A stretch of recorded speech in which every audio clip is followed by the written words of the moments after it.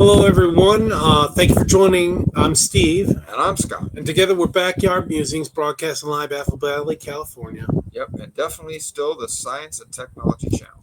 And today's Memorial Day. Take a few minutes to think about those soldiers who gave the ultimate sacrifice for our nation. Absolutely. And thank you to our subscribers. Yeah. We've just been having a huge Spurt. jolt Yeah. in subscribers. So thank you I very keep much. telling Scott we want to get more subscribers than we have videos. And once we break that, then we want to double that and then triple and then get 1 million subscribers, right? Well, we want 1 million? Let's make it to 1,000. Let's make it to 1,000 first. Yeah, okay. That'll be fun. So Okay, so this is pretty cool. Let's put the picture up. It's definitely different. Yeah, let's put it up. There we go.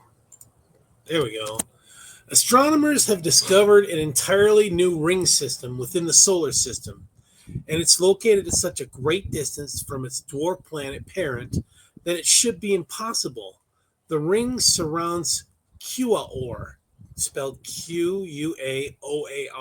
And I want to point out that's the first non-Hawaiian word that has 4 syllables in a row. That's English. That's not Hawaiian. Is this really a word? Yeah, that's the name of the planet. Quaoar. Right? Okay. Quaoar, which is around half the size of Pluto. My mouse isn't working. Here we go. Can it be considered a planet? We don't consider Pluto it's a dwarf planet. Come on, man.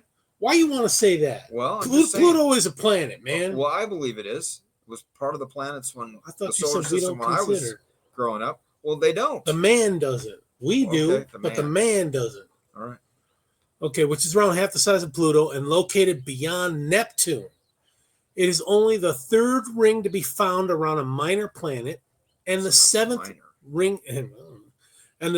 ring system in the solar system, with the most famous and well-studied rings surrounding the giant planets Saturn, Jupiter, Neptune, and Uranus. And I didn't know Jupiter had I didn't either.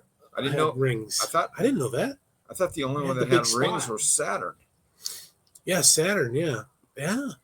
Huh. Anyway. The team's findings were published February 8th, 2025 in the journal Nature. Would you like to know more? And if the answer is yes, smash that subscribe button. Yeah, again, we really appreciate those that have done that. So, quote, the 6 previously known planets with ring systems all have rings which are quite close to the surface of the planet. Yeah. So this really challenges our ring formation theories, according to co-author Vic Dillon, V-I-K is Vic, a professor of physics and astronomy at the University of Sheffield in England. Quote, it was previously thought to be impossible to have rings that far out. So in a nutshell, the ring of Quaoar is a real challenge to explain theoretically. Yeah, let's hear that one. Maybe it's got a dense, gravity thing in that dwarf planet, Yeah, all iron like mantle and core. Like a magnet? Yeah, maybe. I don't know. So it's heavy and dense. That might cause the gravity thing. The ring system is located at a distance of 7 planetary radii away from Quaoar. That is 7 times Quaoar's radius, which is twice as far out as the theoretical maximum limit for a ring system, known as the Roche limit. For comparison, the main part of Saturn's ring sits at just 3 planetary radii from the gas giant. Okay, so who set that limit? Mr. Roche. Well, I get that, but how does he know that? I mean, how do you have a limit on how far the rings can be? Because, maybe this is a planet that has little miniature people on it. Like dwarfs? And then the ring is actually like their dwarf planet? Milky Way. That's racist, man. No. Just because it's a dwarf planet, you're saying it's inhabited by dwarfs? Miniature, almost like like the gnomes? army men that you like play gnomes? with, or just scattered around the yard that your kid plays with. So. Okay. Previously, it was thought that rings past the Roche limit wouldn't be able to survive this far out from their parent body. Quote, rings that are formed outside of Roche limits aren't meant to be stable. No. They should rapidly accrete into moonlets using up all the ring material. Smashing together and making it, Going on with the quote, with this discovery, we have a ring not just outside the Roche limit, but way beyond it. Dillon and the team think Quaoar's ring forms similarly to other solar system rings, which is collisions of moonlets orbiting the parent planet, created debris that settled into a ring made of rock, ice, and dust particles. So do you think it's maybe something that these miniature people have sent up into space? Scott, there are no midgets or dwarfs on this planet. I didn't use those words. I said miniature people. There's no proof. It's a miniature planet, so they're miniature people. There's no proof of that. Okay, well, all right. Man, I get worked up today. This is mine. Yeah, these particles can't reform a moonlet if they are close to the planet and within the Roche limit, because tidal forces from the parent body constantly rip them apart and prevent them from clumping, according to the researchers. But that can't be the case with Quaoar's ring. Yeah, it can't be because it's there, right? The miniature people put it there, right? It's probably a bunch of miniature plastic bottles and microplastics. That's called microplastics. Plastic bags from Walmart, and the Coca-Cola thing for the six-pack. The plastic ring holder that fits around. Any other debris that people just don't want to deal with, they just send it up into space. Okay, quote, "We've got to find some way of stopping that moonlet forming that far out," Dylan said. "The particles in the ring are colliding all the time, and if these collisions are elastic..." Plastic. No. Scott, it says elastic, not plastic. I know, but it's got the same root, elastic. It's like polyurethane or polyethylene. The same Very Roman elastic. root, Latin root, elastic. Yeah. If you had to work with them, you'd know what I mean. It means the particles can't stick together to form a moonlet. An elastic collision, or plastic, is one in which two colliding objects bounce away from each other rather than clumping together like a rubber ball hitting a floor. Elastic collisions may be possible if the ring particles have an icy outer coating, Dylan said. Something that is plausible given Quaoar's location at the edge of the solar system. However, more data are needed to confirm this idea.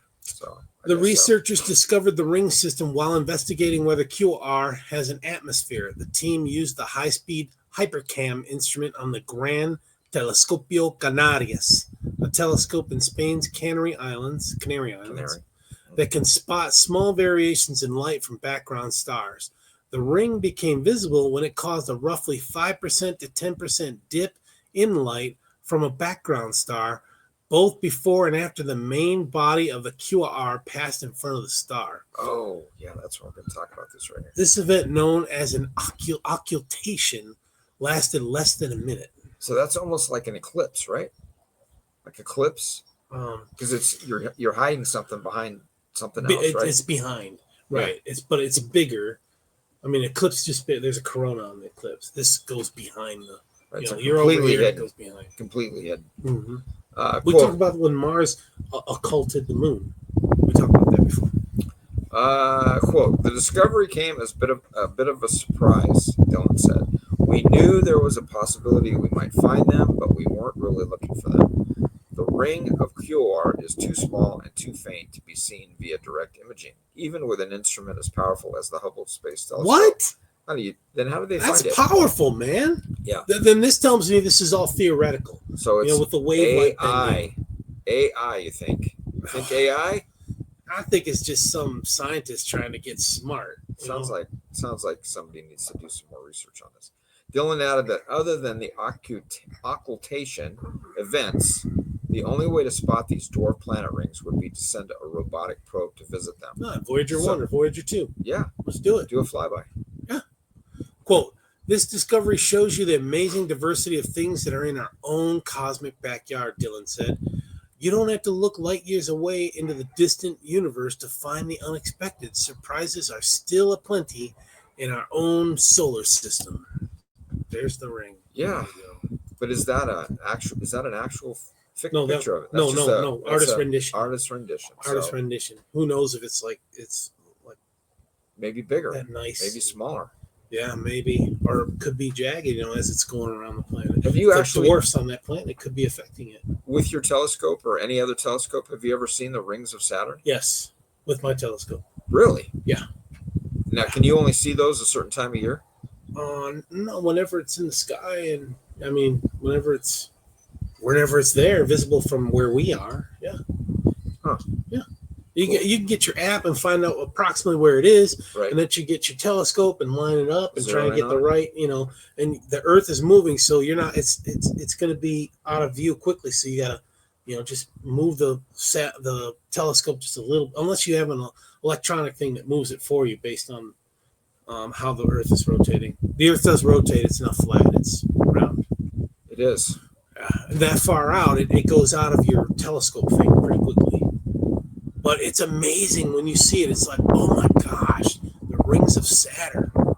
It's blue. It looks blue. It appears blue. All the rings do? The whole thing does.